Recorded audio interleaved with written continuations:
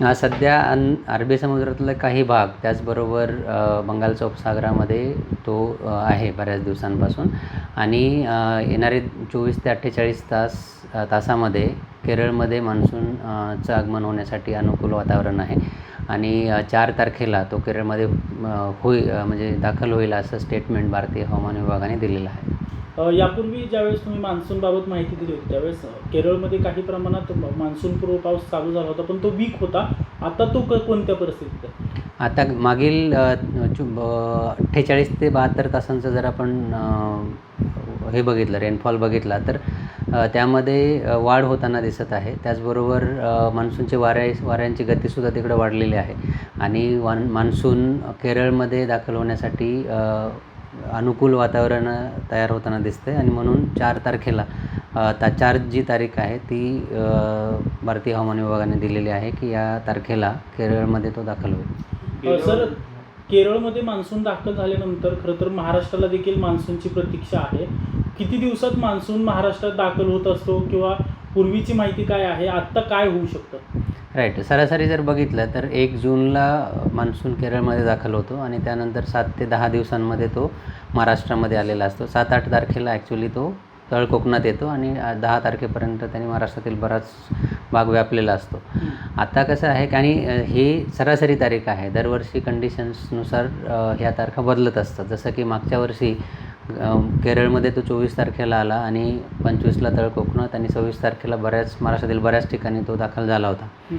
आणि असं दरवर्षी ह्या तारखांमध्ये चेंज होत असतो. तर असं नॉट नेसेसरी की उद्या म्हणजे 4 तारखेला जर तो केरळमध्ये आला तर त्यानंतर 7-8 दिवसात लगेचच महाराष्ट्रात येईल, पण आणि येऊ पण शकतो, नाही असं नाही. पण आपण कंडिशन्स मॉनिटर करत आहोत आणि जसजसा तो पुढे सरकेल तसं अपडेट आपण देऊ. मान्सून तर केरळमध्ये दाखल झालेला आहे, मात्र यंदा देशात किती टक्के पाऊस पडू शकतो त्याबाबत काय अंदाज आहे हवामान विभागाचा? येस. दुसऱ्या टप्प्यातला जो दीर्घकालीन अंदाज आहे किंवा लांब पल्ल्यात म्हणजे आपण ज्याला लाँग रेंज फोरकास्ट असं म्हणतो तो आलेला आहे आणि त्यामध्ये सरासरीच्या 90% इतका पाऊस पूर्ण भारतामध्ये पडेल असं सांगितलं गेलेलं आहे आणि पहिल्या टप्प्यामध्ये तो 92% इतका सांगितला गेला होता. तर त्यापेक्षाही आता अजून 2% कमी झालेले आहे. याचाच अर्थ 90% इतका पाऊस पडण्याची शक्यता आहे, ज्यामध्ये 4% प्लस मायनस त्रुटी आहेत. म्हणजेच तो 86% ते 94% पडण्याचे चान्सेस आहेत. सर, केरळमध्ये मान्सून दाखल झाल्यानंतर महाराष्ट्रात मान्सूनपूर्व पावसाला सुरुवात होते, तर महाराष्ट्रात तशी परिस्थिती आता आहे का मान्सूनपूर्व पाऊस येण्याची? आत्ता सध्या वादळी पाऊस जो होतो आहे महाराष्ट्रातील बहुतांश ठिकाणी आणि तो सर्वदूर नाही आहे. म्हणजे प्रत्येक जिल्ह्यामध्ये आपल्याला काही ना काही ॲक्टिव्हिटी म्हणजे मान्सूनपूर्व पावसाची होताना दिसते आणि यालाच आपण मान्सूनपूर्व पाऊस म्हणतो. ॲक्च्युली जो काही मार्च, एप्रिल आणि मे ह्या महिन्यांमध्ये पाऊस पडतो तो मान्सूनपूर्व किंवा वादळी पाऊसच असतो आणि आता तशी परिस्थिती महाराष्ट्रातील बहुतांश ठिकाणी येणाऱ्या बहुतांश ठिकाणी आहे आणि येणाऱ्या 4-5 दिवसामध्ये अशीच परिस्थिती राहण्याची शक्यता आहे. महाराष्ट्रातील कोणत्या विभागांना कोणते पावसाचे अलर्ट दिलेले आहेत सर आपण? सध्या येलो अलर्ट महाराष्ट्रातील बहुतांश ठिकाणी येणाऱ्या 2 दिवसांसाठी आहे आणि त्यानंतर पश्चिम महाराष्ट्र आणि विदर्भातील काही ठिकाणी येलो अलर्ट दिला गेलेला आहे. सर्वदूर पाऊस पडेल ही नाही, हा वादळी पाऊस जो असतो तो सर्वदूर नसतो. काही डिस्ट्रिक्टमध्ये विदिन द डिस्ट्रिक्ट सुद्धा तुम्हाला व्हेरिएशन्स बघायला मिळतं. जसं की कारण हा जो पाऊस असतो तो विजेच्या कडकडाटासह पडणारा पाऊस आहे, त्यामुळे तो एकदम लोकलाइज्ड किंवा काही एरियामध्ये पडतो, काही ठिकाणी पडत नाही, अशा प्रकारचा पाऊस असणार आहे. सध्या अरबी समुद्रातला काही भाग त्याचबरोबर बंगालच्या उपसागरामध्ये तो आहे बऱ्याच दिवसांपासून आणि येणारे 24 ते 48 तासामध्ये केरळमध्ये मान्सूनचं आगमन होण्यासाठी अनुकूल वातावरण आहे आणि 4 तारखेला तो केरळमध्ये म्हणजे दाखल होईल असं स्टेटमेंट भारतीय हवामान विभागाने दिलेलं आहे. यापूर्वी ज्यावेळेस तुम्ही मान्सूनबाबत माहिती दिली होती त्यावेळेस केरळमध्ये काही प्रमाणात मान्सूनपूर्व पाऊस चालू झाला होता, पण तो वीक होता. आता तो कोणत्या परिस्थितीत आहे? आता मागील 48 ते 72 तासांचं जर आपण हे बघितलं रेनफॉल बघितला तर त्यामध्ये वाढ होताना दिसत आहे. त्याचबरोबर मान्सूनचे वाऱ्यांची गतीसुद्धा तिकडे वाढलेली आहे आणि मान्सून केरळमध्ये दाखल होण्यासाठी अनुकूल वातावरण तयार होताना दिसते आणि म्हणून 4 तारखेला 4 जी तारीख आहे ती भारतीय हवामान विभागाने दिलेली आहे की या तारखेला केरळमध्ये तो दाखल होईल. सर, केरळमध्ये मान्सून दाखल झाल्यानंतर खरं तर महाराष्ट्राला देखील मान्सूनची प्रतीक्षा आहे. किती दिवसात मान्सून महाराष्ट्रात दाखल होत असतो किंवा पूर्वीची माहिती काय आहे, आत्ता काय होऊ शकतं?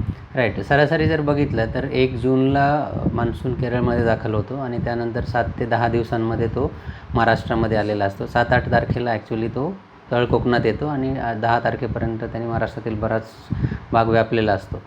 आता कसं आहे की आणि ही सरासरी तारीख आहे. दरवर्षी कंडिशन्सनुसार ह्या तारखा बदलत असतात. जसं की मागच्या वर्षी केरळमध्ये तो 24 तारखेला आला आणि 25ला तळ कोकणात आणि 26 तारखेला महाराष्ट्रातील बऱ्याच ठिकाणी तो दाखल झाला होता.